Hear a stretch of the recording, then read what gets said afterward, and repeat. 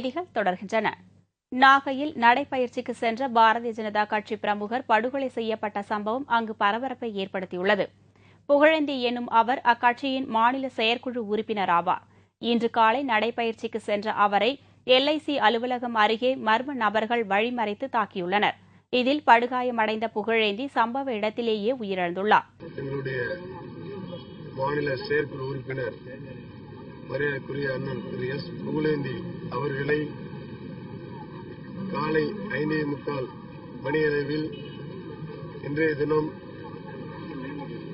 மர்ம நபர்களால் அவர் படுகொலை செய்யப்பட்டிருக்கின்றார். இதனை நாங்கள் வன்மையாக கண்டிக்கின்றோம்.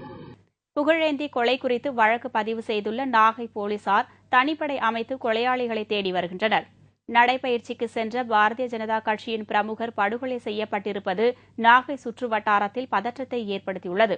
இதனையடுத்து நகரின் முக்கிய பகுதிகளில் பாதுகாப்பு பலப்படுத்தப்பட்டுள்ளது.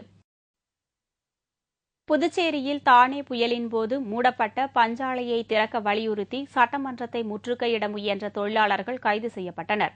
மூடப்பட்ட பஞ்சாலையை திறக்க வலியுறுத்தி AITUC தொழிற்சங்கத்தை சேர்ந்த 100க்கும் மேற்பட்ட தொழிலாளர்கள் போராட்டத்தில் ஈடுபட்டனர். பழைய பேருந்து நிலையத்திலிருந்து ஊர்வலமாக சென்ற போராட்டக்காரர்கள் சட்டமன்றத்தை முற்றுகையிட முயன்றனர். இதனையடுத்து அங்கு வந்த காவல்துறையினர் போராட்டத்தில் ஈடுபட்ட 40க்கும் மேற்பட்ட தொழிலாளர்களை கைது செய்தனர். இதனால் அங்கு சிறிது நேரம் பரபரப்பு ஏற்பட்டது. தானே புயலினால் பாதிக்கப்பட்ட AFT பஞ்சாலை கடந்த டிசம்பர் மாதம் மூடப்பட்டது. இதனால் அங்கு பணிபுரிந்து வந்த சுமார் 500க்கும் மேற்பட்ட தொழிலாளர்கள் வேலை இழந்தது குறிப்பிடத்தக்கது.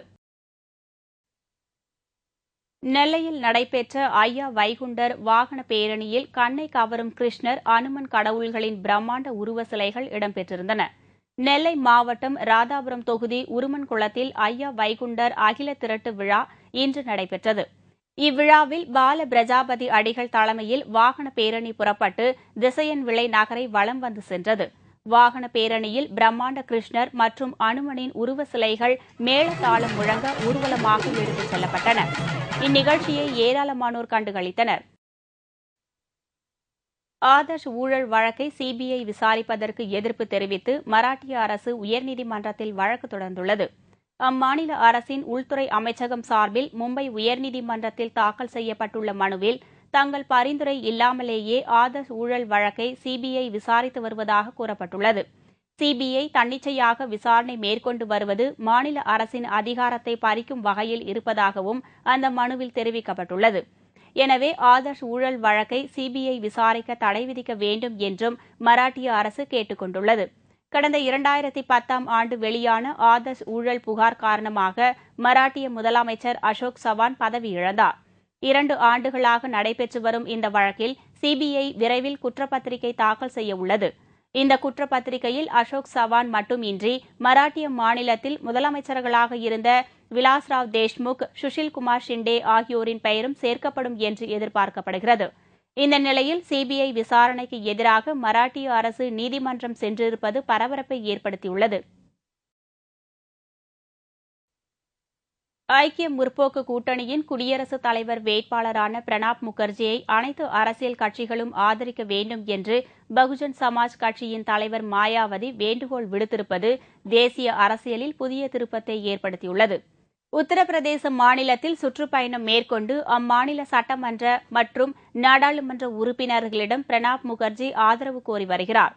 லக்னோவில் நேற்று பகுஜன் சமாஜ் கட்சியின் தலைவர் மாயாவதியை சந்தித்த அவர் குடியரசுத் தலைவர் தேர்தலில் தமக்கு ஆதரவு தெரிவித்துள்ளதற்கு நன்றி தெரிவித்துக் கொண்டார். பின்னர் அங்கு கூடியிருந்த பகுஜன் சமாஜ் கட்சியின் சட்டமன்ற மற்றும் நாடாளுமன்ற உறுப்பினர்களிடமும் தமக்கு வாக்களிக்குமாறு பிரணாப் கேட்டுக் கொண்டார். பின்னர் அங்கு நடைபெற்ற நிகழ்ச்சியில் பேசிய மாயாவதி, குடியரசுத் தலைவர் தேர்தலில் தற்போது வரை நிலைப்பாட்டை அறிவிக்காத கட்சிகள் பிரணாப் முகர்ஜியை ஆதரிக்க வேண்டும் என்று கேட்டுக் கொண்டுள்ளார். कि आप रिकॉर्ड तोड़ वोटों से जीते, हमको बहुत अच्छा लगेगा, क्योंकि हम चाहते हैं जब हमने आपको समर्थन दिया है तो हमारी भी एक नैतिक जिम्मेवारी बनती है कि आप अच्छे वोटों से जीते, और हम भी प्रयास करेंगे अपनी पार्टी की ओर से तो कर रहे हैं, और भी दूसरी पार्टी के जो लोग हैं जो हमारे संपर्क में हैं उनसे भी हम प्रयास करेंगे, जो अभी नहीं है कि वो भी आपके पक्ष में अपना। உத்தரப்பிரதேசத்தில் ஆட்சியில் இருந்தது வரை காங்கிரஸ் தலைவர்களை கடுமையாக விமர்சித்து வந்தவர் மாயாவதி. ஆட்சி பொறுப்பை இழந்த பின்னர் அவர் மீதான ஊழல் வழக்குகளுக்கு முக்கியத்துவம் கொடுத்து சிபிஐ மீண்டும் விசாரிக்க தொடங்கியது. இந்த நிலையில் குடியரசுத் தலைவர் தேர்தலில் காங்கிரசிற்கு நிபந்தனையின்றி ஆதரவு தெரிவித்த மாயாவதி தற்போது மற்ற கட்சிகளுக்கும் பிரணாப்பை ஆதரிக்க வேண்டும் என்று பேசியிருப்பது தேசிய அரசியலில் பரபரப்பை ஏற்படுத்தியுள்ளது. நாடாளுமன்ற தேர்தலில் காங்கிரசுடன் கூட்டணி அமைத்து போட்டியிடும் முனைப்புடன் மாயாவதி இதுபோன்று பேசி வருவதாகவும் கூறப்படுகிறது. ஐக்கிய முற்போக்கு கூட்டணியின் குடியரசுத் தலைவர் வேட்பாளர் பிரணாப் முகர்ஜிக்கு உத்தரப்பிரதேச முதலமைச்சர் அகிலேஷ் யாதவ் அளித்த விருந்தில் சிறையில் அடைக்கப்பட்டிருந்த சமாஜ்வாடி கட்சியின் சட்டமன்ற உறுப்பினர்கள் 2 பேர் கலந்து கொண்டது பெரும் சர்ச்சையை ஏற்படுத்தியுள்ளது. குடியரசுத் தலைவர் தேர்தலில் போட்டியிடும் பிரணாப் முகர்ஜிக்கு லக்னோவில் உள்ள அகிலேஷ் யாதவின் இல்லத்தில் நேற்று விருந்து நடைபெற்றது.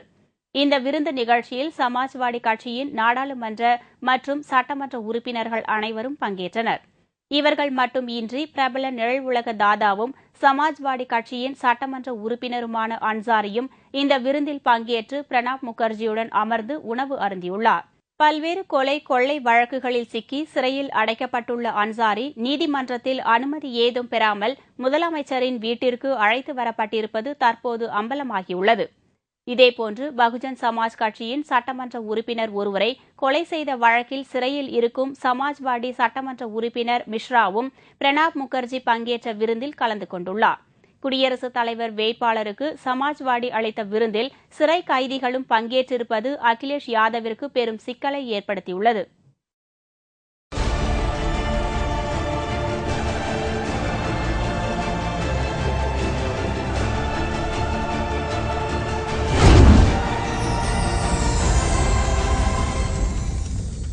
ஆச்சரியம் ஆனால் உண்மை. வளர்ந்து வரும் ஊடகத்தில் செல்போனும் ஐபேட் ஆகியவை முக்கிய பங்கு வகிக்கின்றன. ஐபேடில் பாட்டு கேட்கலாம், பதிவு செய்யலாம் என்பதை மட்டுமே அறிந்த நமக்கு அதையும் தாண்டி ஒருவர் ஐபேடில் ஆம்லெட்டும் போட முடியும் என்பதை நிரூபித்து காட்டி அனைவரையும் ஆச்சரியத்தில் ஆழ்த்துகிறார்.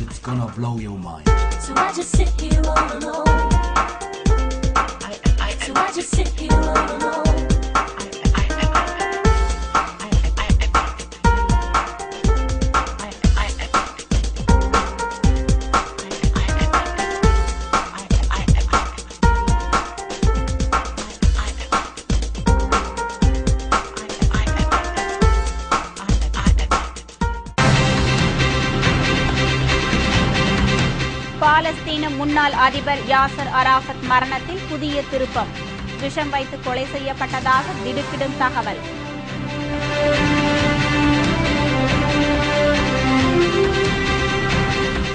விம்பிள்டன் அரையிறுதிக்கு முன்னேறினார் செரீனா வில்லியம்ஸ்.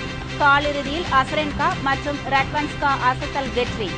விவரம் இடைவேளைக்கு பிறகு.